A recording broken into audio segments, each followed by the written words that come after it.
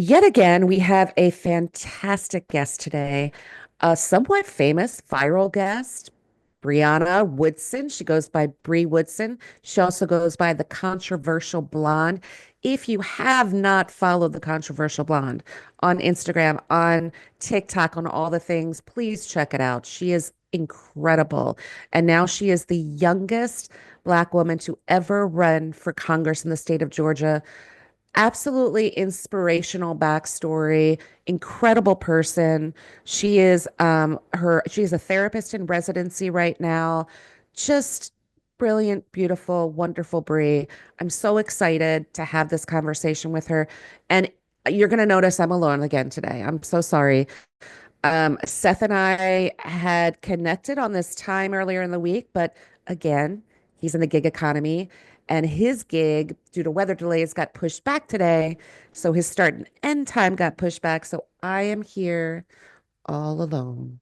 Sad, sad me yet again. But we have a great guest, Bri Woodson. Stay tuned. All right, Bri Woodson, aka the Controversial Blonde. I'm so excited to have you here with me today. I'm sorry my co-host couldn't make it. He had a work gig and the time got pushed back. So just me today, but that's okay. No worries at Um, all. Thank you for having me. Thank you for coming. Yeah, So, Bri, you are the youngest Black woman to ever run for Congress in Georgia. I You're am. Yes. already in the history books. Yes. And I have Yeah. a feeling that's like the one sentence of a whole chapter that you're going to write in the history books. But Thank you. let's start with just some background. Tell us about yourself. Tell us about your background. Tell us about what sort of prompted or motivated you to want to run for Congress. Yeah, absolutely. So my background definitely is not in politics. That is for sure. I'm not a politician. I don't come from a history of politicians, family of politicians. Um, the field I actually, claim as my career field. I'm a therapist in residency. I just wrapped up all my residency hours. I have a focus in substance use. Um, before that dabbled in property management, but really the meat of it is, which is what everybody loves to talk about, is I had 10 years in active addiction.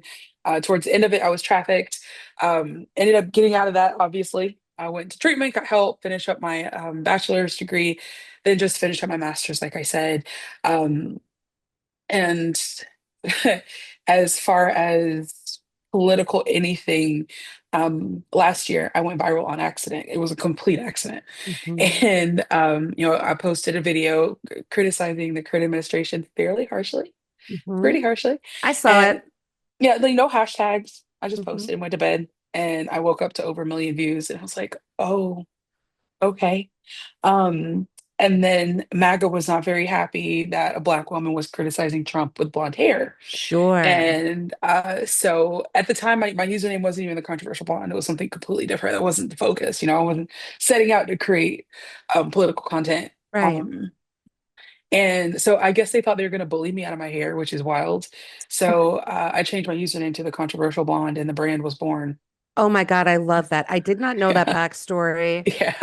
I It's obviously MAGA's know, fault.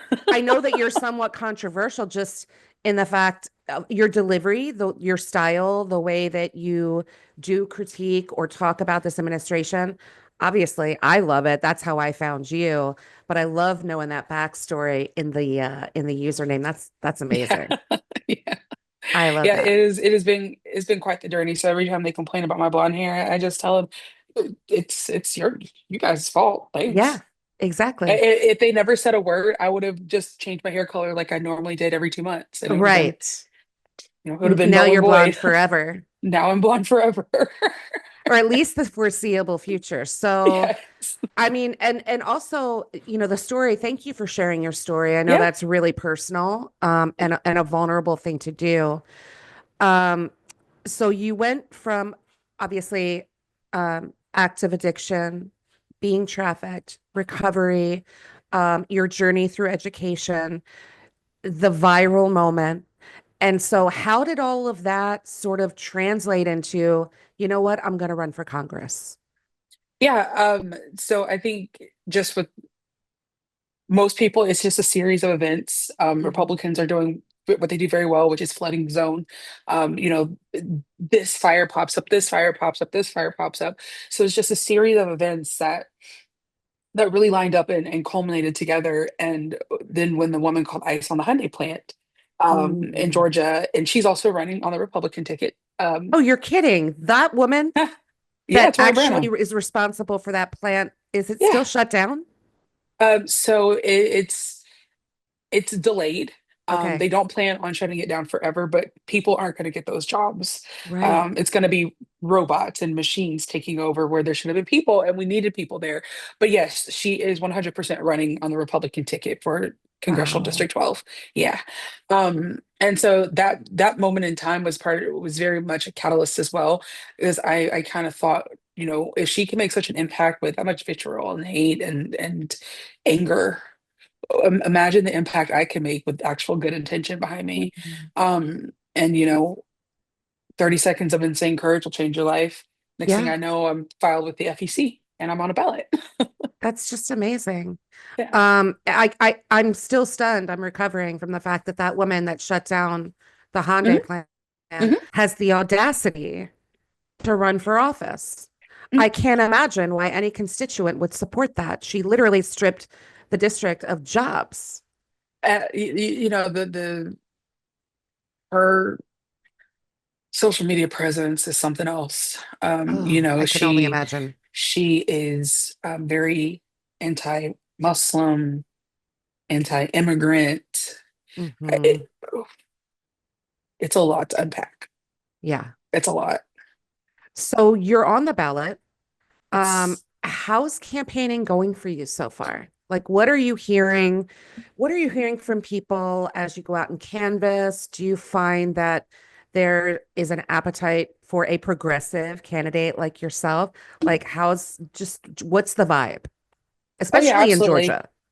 Absolutely. Well, you know, Georgia gets a misrepresentation. My dog is doing something. One of them is doing something weird. He is very non-food motivated, poor dog. Mm, And so he's resource guarding, which is crazy because if you just ate the food, you wouldn't have to worry about the other ones.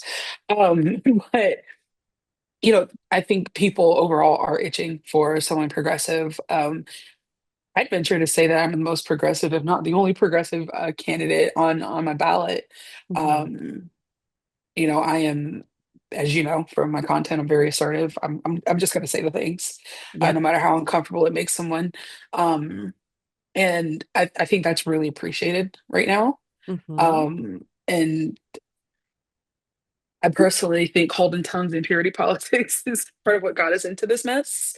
Absolutely. Um, yeah, like, you know, I told Donald Trump to his face he's an orange demon, and I wouldn't think twice about it. You know, Uh-huh. like it's just this level of we can't say this or we can't do that. We can't. No, no, no. People are losing their lives. I Hmm. live less than 2 miles away from a proposed detention center. DHS actually bought it. It was listed for $8 million. They bought it for 68 million. It's less than Why two, is that happening? There's all these detention centers and they're that have a overpaying. list price and they're there has to be a slush fund somewhere, Brie. There has to Yes, be. there has to be. It does not make any sense. But oh yeah, but I tell people all the time, I would exactly tell any member of this administration exactly what I thought about them Hmm. and what they're doing to the American people and our government. And I think more of that is what's needed Yeah. because the right has no issue telling us exactly what it is they think. You are already on the ballot. So right now, I'm sure you're just campaigning constantly. Um, do you feel like Georgia is ready for a progressive candidate? Um, yeah, I think we are. Um, you know, you look at especially on our state level representation we have, you know, even federal, like, you know, we have Ossoff, we have Senator Warnock. Yeah. They I wouldn't necessarily consider them fully progressive, but the Democrats were here, we're around, Hmm. right? Hmm. And you know, you look at elected state reps like Ruwa Romman, who was the first Palestinian woman to be elected to the Georgia State House Reps. Um, the coolest thing ever was when I went to go qualify for the ballot. I was leaving the state capitol building and I'm crossing the street with my social media manager and I hear my name and I look up and it's my state rep, Ruwa, recognized me from the internet. She's like, Oh "Hi, my Bri, you're gosh. right." She said, "Hi, Bri, you're awesome." I was like, "Oh my gosh, That's thank you." so It, rewarding. it really was. And we have individuals like Ruwa. Um, we have what is his name? Oh, his name is escaping me. I'll think of it in a minute. Hmm. But he is the youngest in the state to hold a state seat. I think he's 22, Wow. That's 21, really young. 22, maybe. Okay. Yeah, yeah. Very, very young. He might be 23, but he's very, very young. So the state is is getting back to its purple roots, I feel like. Right. Right. That's great. I'm glad to hear Yeah. that. Oh yeah. And Um, just recently the Democrats flipped a seat here locally that hasn't been held by a Democrat in over 20 years, and plus a black woman flipped it. So mhm. we're Love it. making our waves. Yeah. Love it. So Yeah. you said you're a therapist in residence. Yes. How do you think all of that training would benefit someone in politics, especially a Congress member? I'm very hard to gaslight. Yeah, yeah. That's what I'm Yeah. talking about. Yeah. Yeah. And I make it known that I'm very hard to gaslight. Um, I'm not scared of bipartisanship. One of the strengths that I have, I think, is I teach groups, right? And I Hmm. teach addiction from a disease model neuroscience stuff.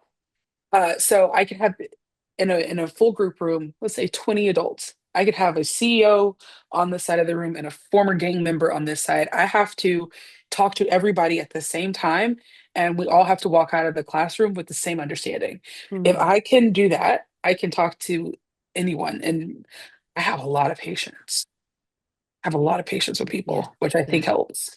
And like I said, it's very hard to pull the wool over on someone who is trained to read between the lines. Yes.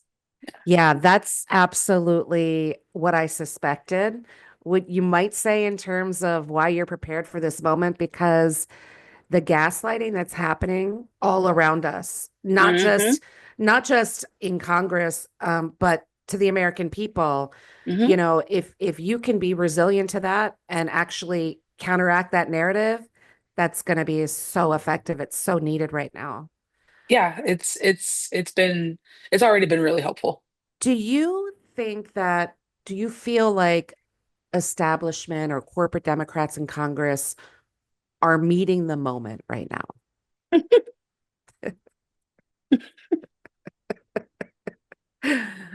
Oh, love That it. means everybody. That is that yours? I Yes, love that. we actually are doing a faceless ad campaign. We start next week, just dropping these off around the district. But it's just my That's website, QR code brilliant. at the bottom, and it's just Brilliant. where's Congress? Uh-huh. Because valid question, where is Congress? And I guess, with being a progressive and it, if you're part of the old guard, Mhm. you're part of the problem.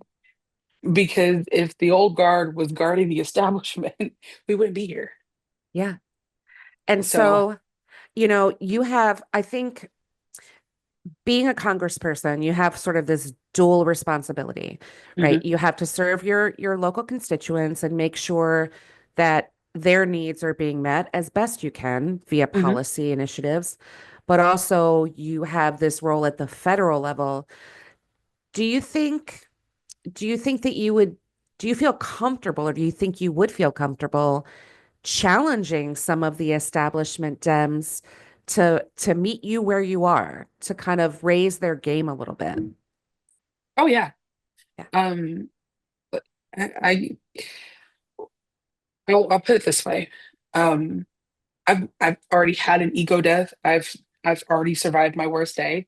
I Mhm. am very unshakable when it comes to the things that I've decided that I want to represent and the things that I decide that I want to push forward, right? So it's either get right or get left, right? Mhm. Because I'm not going to fold and conform.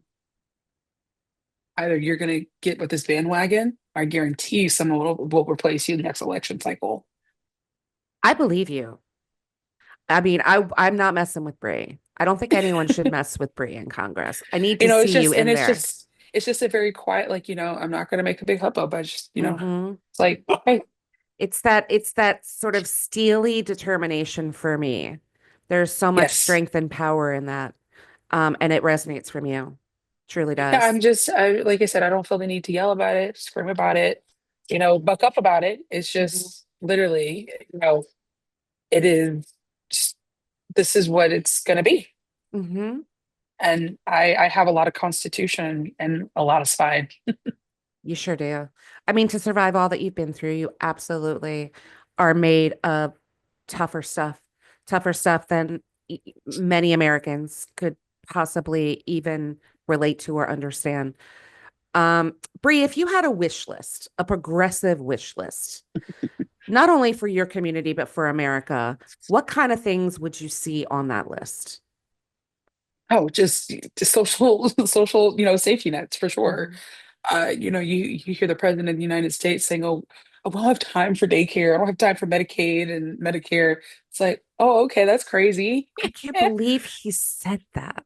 It's like, oh, it's like verbatim. He quite literally told you guys that he does not give a damn about you. Right. He literally just told you.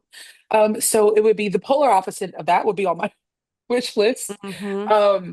Healthcare for people, access to mental health. Obviously, as someone in the mental health field, that's very close to my heart. Parity would be on the list. As of May 15th of last year, the Trump administration put a pause of parity law, which requires Mm. your insurance companies to treat mental health along the same lines as your physical health. So if you see differences in how your mental health services are being paid out and treated with your insurance, that would be one of the reasons why. Ugh. Um, yeah, affordability. Hmm. It would be awesome for things not to cost $1 billion. Like, I feel like every time I open my door, I lose $50. Hmm. Definitely access to healthcare, mental health included, affordability, social safety nets are the most important. I think, especially when you look at districts like mine, that are made up of a lot of rural counties Hmm. and just like a lot of rural places across America often get left out of the conversation, but they're the backbone. They're more rural counties than there are large cities. Yep, absolutely. Do you think, I mean, I think there's an appetite among Americans for social safety nets. I don't know why they get such a bad rap, but do you think we're at a place where some of these progressive policies, if we get the House and the Senate, for example, fingers crossed, we have a blue wave and Democrats take over. Um, Obviously, things still have to get signed off by Trump, but do you think maybe with the next presidency, even there's a real possibility to see these progressive policies take form at the federal level? Like, Um, well, the reason why we have such an issue with social safety nets in this country is because racism. hmm. We had them. We literally had free healthcare, free college, free a lot of things. But after the civil rights movement and the Civil Rights Act was passed, white people said, "Nope, we don't want you guys to have free anything." So, and Yep. that's why we're still suffering. Racism Hmm. is expensive. Very So it depends on how willing this country is to come to terms with that part. right. Because if you look at the things that like Mamdani is doing in New York, there's no reason that that could not be expanded on a federal level.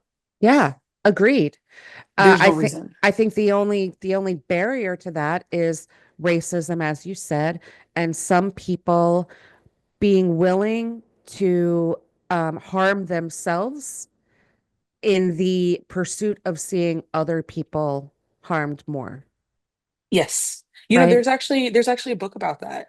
It's called Dying of Whiteness. Mm, And a psychologist actually he explores how time and time again white communities have chosen to, for lack of better words, shoot themselves in the foot yeah. than have easier systems that would also benefit them, but also their brown or black neighbor. Hmm. Yeah, I It's think we've 100% a thing. Yeah. oh, for sure. We see it play out. Hmm. You see people that voted for Trump still are riding with Trump and are suffering. financially, right? Yes, But they still rock with him because he hates the same people that they hate. I with mean, the that's border, really, right? yeah, sure, it's the border. I mean, but when I look at sort of the remaining MAGA people, the remaining Trump supporters, especially with all of the economic turmoil that we're now experiencing, what we did in Venezuela, now we're in a war with Iran. Nobody wanted that. He was going to be the no new wars president. If you're still rocking with this guy, you've got some deep seated hatred. That's the only thing I can come up with Hmm. because you're not benefiting. At all, Yeah. at all. And Um, it's you literally looking at this political figure and saying, yeah, you can lie to me all you want to, and I don't care. I'll still go with it. ugh, it's terrible. It's like what's the limit? Like where's the line? I keep waiting for it. I don't think there is one for some people. I don't think I so either. there can't be because he's broken every promise. He's fallen short on every promise, and Hmm. yet they're still willing to support this guy. I think for some people there is no line. I think so too. Yeah, which is really sad. It is very sad. Okay, so being the youngest Black woman to ever run for Congress in Georgia, when you're out there meeting with people, do you find it difficult to connect with people older than you, easier to connect with people around your age group, or is it like a mixed bag? I think it's a mixed bag. Obviously, just like women talk to women easier, age groups talk to age groups easier, and so I think that's the natural flow of things. But overall, I think it's a mixed bag. I don't really have any issues talking to people across the board. Hmm. Again, that's where, the therapy background comes in. It Yeah, helps a lot being able to, not necessarily change my wording or change my message, but meet people where they are. yeah, yeah. It's all about the approach, right? Mhm. Not necessarily the language, but just the way you connect with people. Yeah. Absolutely. So, okay. What would you say? All right, how about this? What's one really bold policy you would like to see pushed out there that isn't part of like the mainstream talking points when we talk about like universal health care and we talk about workers' rights, as progressive, these are the things that we typically, those are our talking points. Is there any really bold policies that are off the beaten path that you would like people to talk about? Um, Data centers, for one. I Okay. am very much against data centers. I think that there's a reason why that they're popping up everywhere, and Hmm. legislation is very slow to catch up. Mm, Um, so, and people are so thrilled and fascinated by the things that AI can do mm, that they're not often thinking about the negative impacts of it. mhm. If you just look, Oracle, just laid off since last Tuesday, just laid off 30,000 people, and they're going to take those funds and put it into more data centers and more AI capabilities. So we're being replaced in real time. Yep. And the other thing is minimum wage. Georgia can do better. If it weren't for the federal rate of 7.25, Georgia Hmm. would still be paying minimum wage of $5.15. So I would love to see what I call Patriot Pay, at least 17.76 an hour, at least. Okay. Love Yeah, that, Bri. yeah. Yeah, that's brilliant. Um, so is Georgia still at 7.25 an hour for middle Uh-huh. minimum? Oh no. Hmm. Oh no. And if it wasn't, you know how it goes. Um, the states have the choice of setting their minimum wage. Yep. Of course, if the minimum wage is higher than the federal rate, you take the higher rate. If it's lower than the federal rate, you take the federal rate. We're at Hmm. $5.15 an hour, so we take the federal rate of 7.25. Okay. Wow. Yeah. I can't believe I haven't talked to many people where the states are defaulting to the federal minimum. Most states Hmm. go at least a little bit higher. Oh, that's terrible. Hmm. I We're mean, still at how do you 7.25. survive? You don't, in short, you literally don't. You can't. There's nowhere It's in impossible. America that you can live on 7.25 an hour. I don't Nowhere. even, you can't even rent a room on that. Mm-mm. Mm. No. I mean, you'd have to be living in your car at Hmm. 725. You probably don't have a car. Hmm. You might be Yeah, homeless at 725 an hour. There's absolutely. literally nowhere that's livable that you could No. afford to live in Mm-mm. for that kind of pay. That's terrible. Hey, Brie, any leaders or books that have kind of influenced you in this journey of running for Congress? Is it over there? Do I have it on this shelf? I don't know if it's over there. But yes, I just recently finished. Oh gosh, I can't remember who it's by.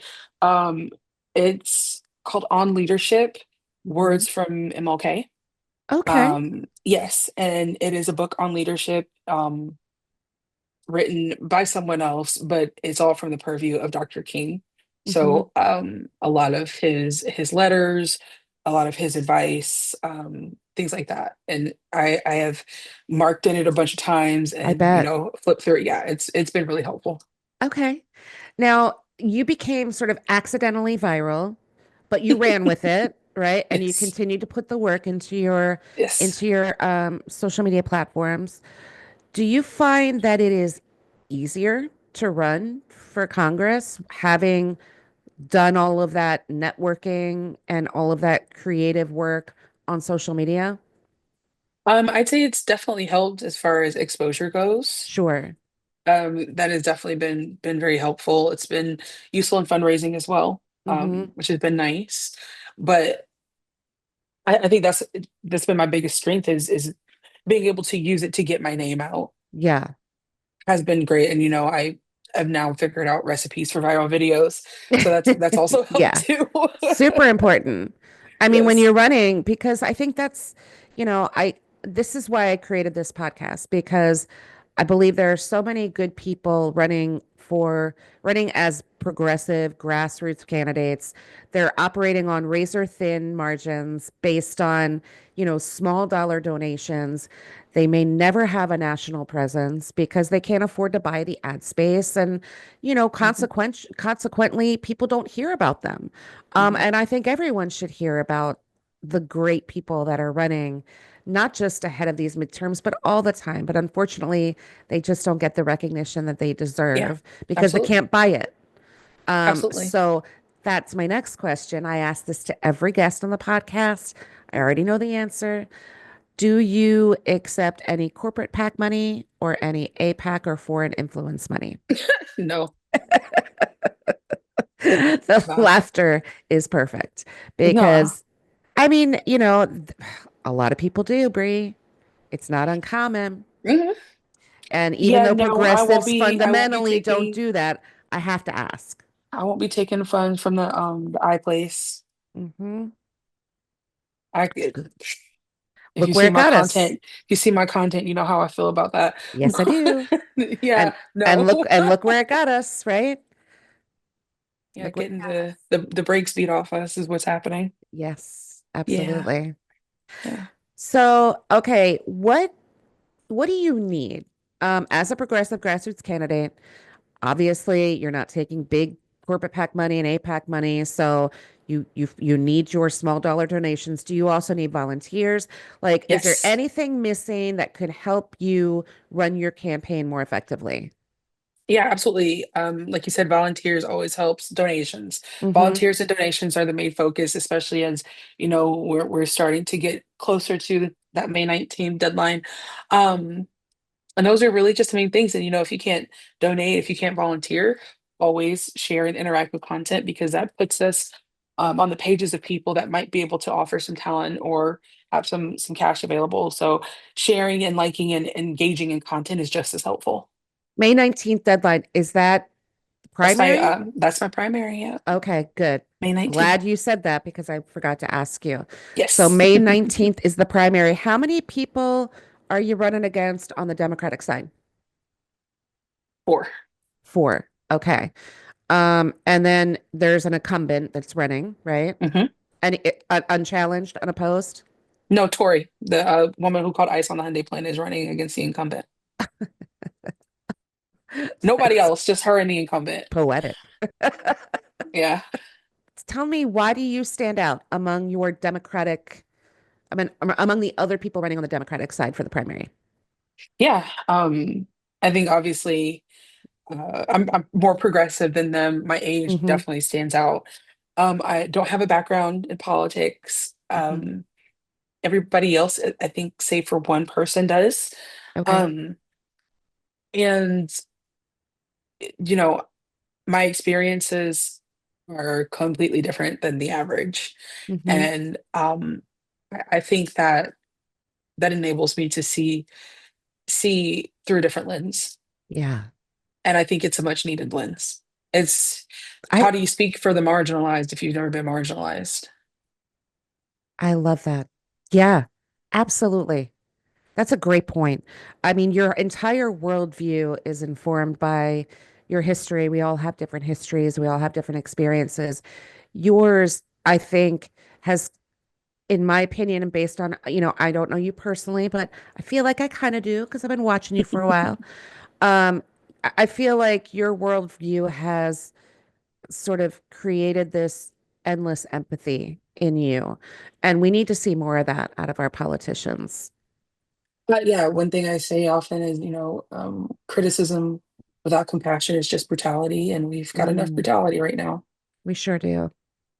Bree, I love talking to you. I feel honored that you even decided to meet with me today. Oh no, Um, absolutely. Thank you for having me. Tell our audience how to find you. I know, and if you don't know, you need to know. Bree, tell them how to find you and where to find you. Yes, TikTok and Instagram. If you're looking for congressional content, find me under Bri Woodson for Congress. That's BriWoodsonFor Congress. My website is briwoodsonforcongress.com. If you are looking for my digital footprint and my take on some things unfiltered, you will find Mhm. me on TikTok and Instagram under the Controversial Blonde. And you should definitely be following the Controversial Blonde. This podcast reaches a lot of like-minded people. They're going to love your unfiltered takes on politics and the world. I know I do. And Thank Bree you. Woodson, what a pleasure. Thank you so much for meeting with me today. Thank you for having me so I'm much. wishing you all the best. Please reach out to the show if you need anything as Yes, we get closer to absolutely. that primary date. I am cheering you on from afar. I'm going to keep my eye on you. There's so many big things ahead of you. I feel it in my bones. Thanks so much for coming today. Thank you for having me. Thank you.